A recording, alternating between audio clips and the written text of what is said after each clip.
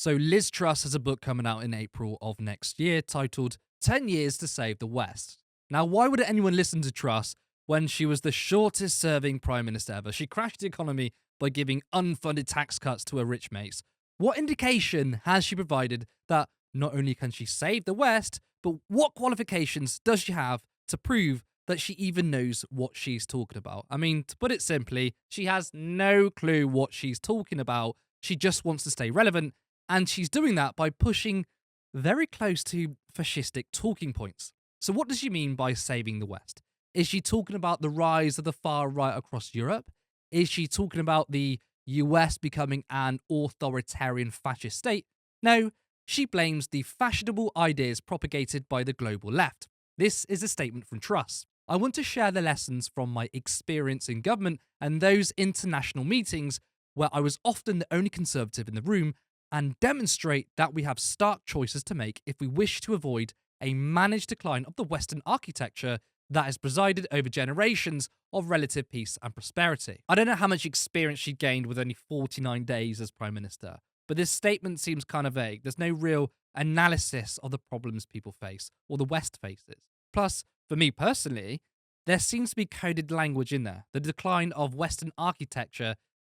Is this some kind of loose connection to our culture? Because if there's one big conservative and far right talking point, is that the West is in decline because of degeneracy, i.e., we're becoming more progressive in our culture. They think the downfall of Western civilization is trans people, which that is literally Nazi propaganda. Now, I don't know if Truss is actually saying that, but as a conservative, it would make complete sense to follow the trend of where right-wingers are today.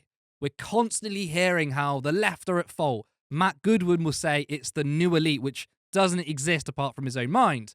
We're hearing more and more of this rhetoric from right-wing pundits, GB News, conservative politicians. Yet, what is it that the left has supposedly done to destroy society?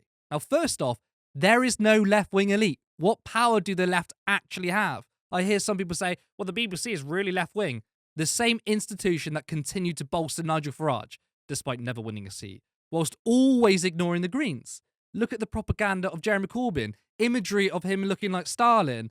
All his policies are hard left, calling free broadband communism, and all the rest of it. I don't need to pull up more examples of how biased the BBC was against Corbyn's Labour. You know all of it already. This is the same BBC that is full of Tory politicians. But yeah, it's incredibly left-wing.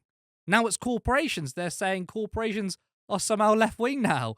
The basic principle of left-wing politics is either a critique of capitalism or flat-out anti-capitalism. But no, mega corporations are left-wing because some have multicolored branding. What power do the left even have? We're notoriously known for being really bad at achieving any kind of power.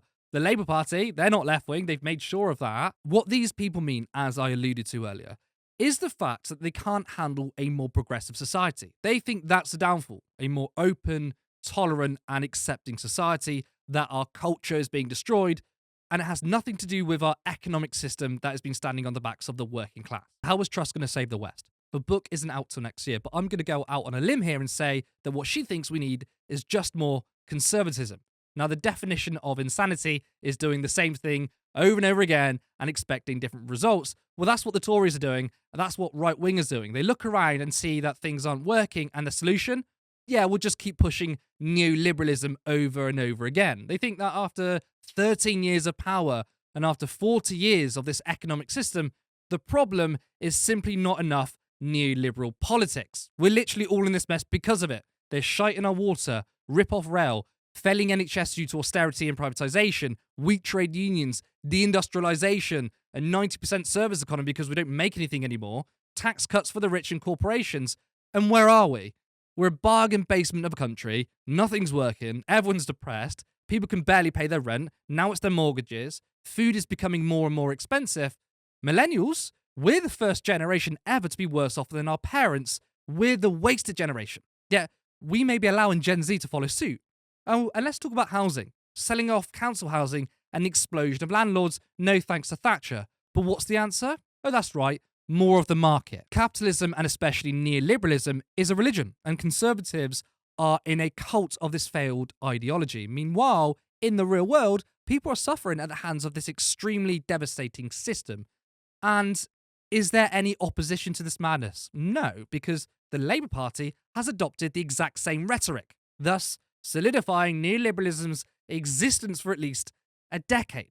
We are entering a very dark period of politics where both the government and opposition have subscribed to an ideology that hasn't worked, which, we have lived under it for 4 decades, and seem motivated on consigning any alternative to the dustbin. Meanwhile, right wingers are heavily pushing a culture war that not only will they go after the rights of minorities, but they're coming after all of ours.